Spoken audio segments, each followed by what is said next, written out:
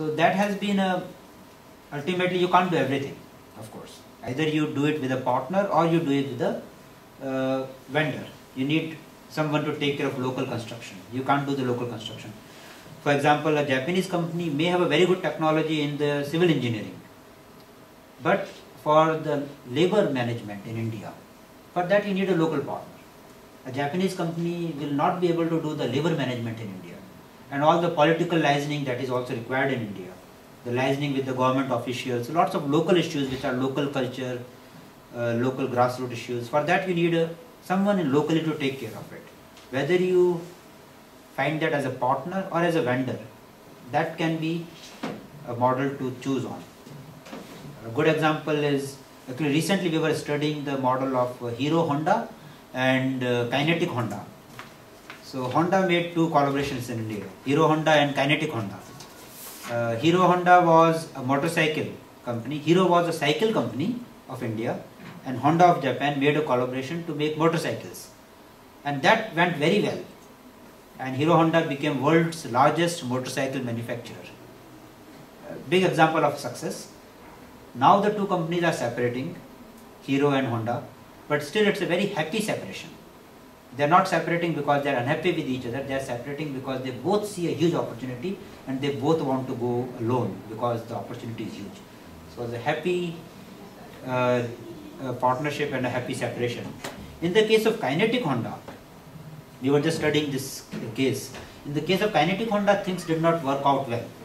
Kinetic was making mopeds and kind of scooters in India, and Hero Honda wanted to build manufacture scooters in India with Kinetic.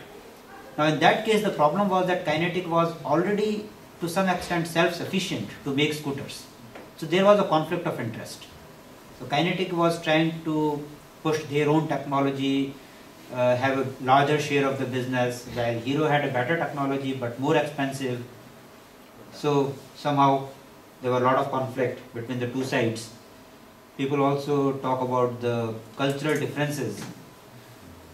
Munjals are, I think, from Haryana, and Kinetic people are, I think, Marwadi.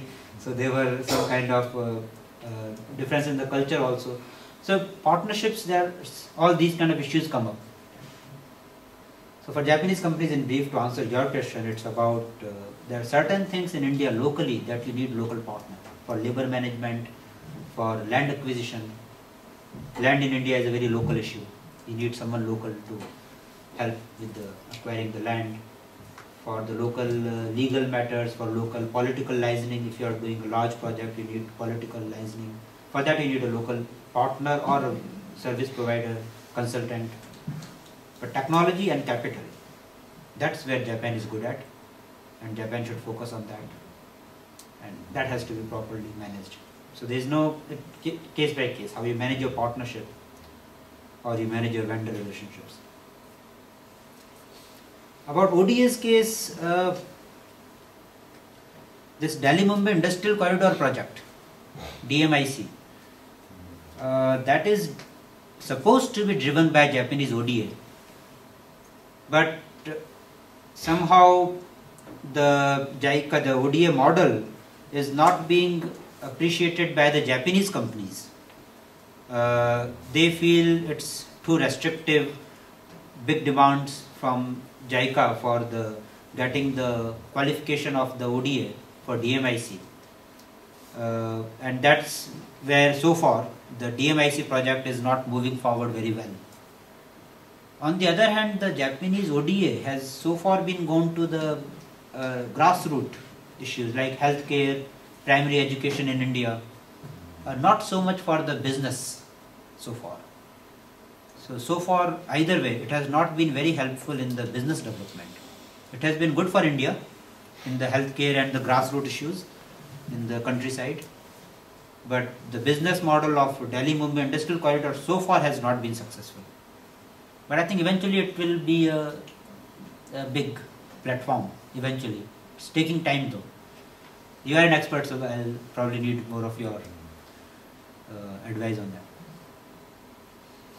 So Raghavendra, your question about the disadvantages. Yes.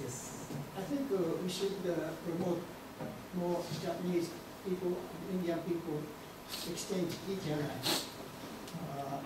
including students, young people, not Yes. only business. Yes. First, we must have built up a basis for understanding each other Yes. by visiting each other. Yes, I agree. Yes, yes. That's, I think, the biggest bottleneck. Not enough Indian people in Japan and not enough Japanese people in India. And that's where I feel the foreign students in Japan, they can play a big role. And that's where a part of the answer to your question. So this is a challenge and opportunity at the same time. Being a foreigner in Japan, culture and language is a little barrier. So one very strong advice of me is that learn the language. It's not difficult. The Japanese language is a bit interesting. It has got a high threshold in the initially because the kanji. But once you cross that threshold, I mean, you're all people from good universities, all Todai or maybe some others also. So initially there is a threshold of the language because of the kanji. But once you learn maybe 200 kanji, then rest of the kanji is a permutation combination of those 200 kanji. So language is not that difficult actually, if you put some effort into it. And that will take care of all the difficulties you are facing. Because right now, Japan is quite open to foreigners. It's opening up more and more. But language is a difficulty. So, but that's a big issue. If you don't know the language, then you are stuck everywhere. Your tax papers come in Japanese. Your client's website is in Japanese. Your client maybe even doesn't speak English, so you have to talk to or deal with the client in Japanese. All the documents are in Japanese. So language is a big disadvantage. And that's of course, but it can be overcome. And on the culture side, Japan, as I mentioned, Japan is a little slow and methodical on the decision making. That's another disadvantage for the entrepreneurship in general, and more so for foreign entrepreneurs, because you need to build those relationships first. Japan is more relationship driven country, so you have to build good friends, good relationships, and once you have done that, then the business is easy. What is the basis of building good relationship? Drinking maybe? Well, it's like being sensitive to each other, knowing each other, understanding each other's culture. I personally feel there are some kind of inherent feelings, I mean, that are like, they are very much cultural. Okay, so do they, I think, for example, I mean, do they really like foreigners while doing with Japan? I mean, I can drink with them, I can dine with them, party with them, but doing business where this success is not just vague aspiration but a permanent condition of your existence, right? Which Japan has not forced enough. I mean, entrepreneurship wise. So when Japanese cannot tolerate the failure of Japanese people, then how can they be able to tolerate the failure of foreigners? That's where, again, as I mentioned, this point about our advantage of being different. See, advantage of being different. Did you fail in your venture? I mean, somewhere. Well, there are failures on a transaction basis. Some project did not go well. Some delivery did not go well. Yes, that happens. And you got accepted. Yes, I think we have been treated better than a Japanese company would have been treated. Yes. I hear of this, that a Japanese small company, a Japanese venture, when they are dealing with a large company of Japan, there is a huge difference in the status between a venture company and a large company in the Japanese culture. I hear of the stories when if the large company is not happy with the small companies or vendors' proposal or a work, they even physically throw away those papers on the face or go to that extent. I've heard it's very common in the local Japanese culture. But in our case, we are treated more as an advisor because, I mean, at least in one sense, they treat us that we know something that they don't know. That is about India, for example. So that we receive that respect, and that changes the whole dynamics. And second thing is they know that we are different, so they don't treat us just like their very rigid hierarchical system within the Japanese culture. So that's an advantage we have, and we should take advantage of that.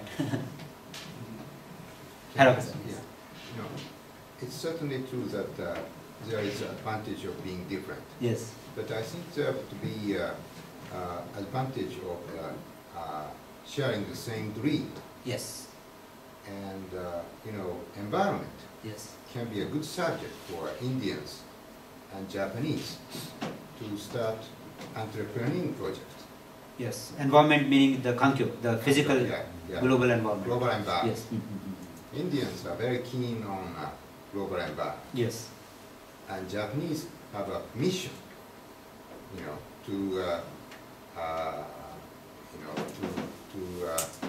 publish, to issue,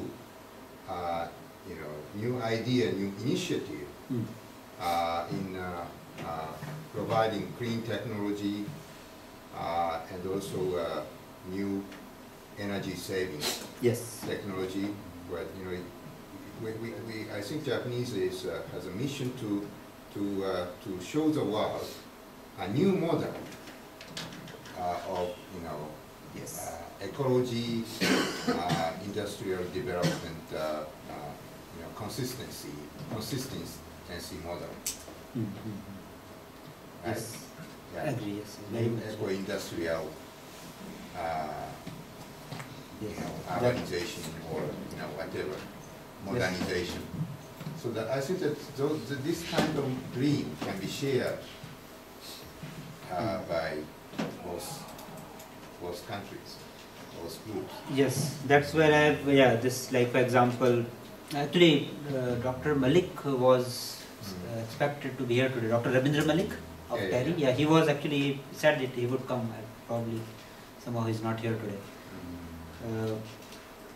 That's a big area, and again, India is such a huge country, and now India is growing in its energy need, energy generation and consumption. So it's a very important area for India, and India always wanted, especially the nuclear technology from Japan, and also like new cities, like eco-cities development in India. That's a big area now. So many new eco-cities are being built, hydropower, clean coal, and as you rightly mentioned, the whole environment, ecosystem. Yes, ecosystem. Yes, from generation to consumption. Sharing the same dream, yes. I'm not sure if I have noted it here. Yes, here I have noted it a little bit. As I look at it, India is now going on a very rapid curve of growth. And in that sense, what direction India takes and what role model India takes, well, in a way, America has been a role model in a subconscious of people, because Indian people knew a lot about America. Many of them went to America and they came back, or their relative is in America. So they always thought that, oh, we should be like that. But probably now, of course, as the economy has also shown itself, it's no more an ideal role model. For many reasons, not a very balanced development between consumption and production, for example, a big deficit economy, a big energy consuming economy, like US, of course, is not a good role model for the environment, but Japan is. So that's where I feel again, on the other side, again, that's where our theme of today of globalization, that India can be a good role model for Japan. In that sense of managing the diversity, being global, more entrepreneurial. So I think, yeah, that could be a shared dream, or kind of complementarity between the two sides.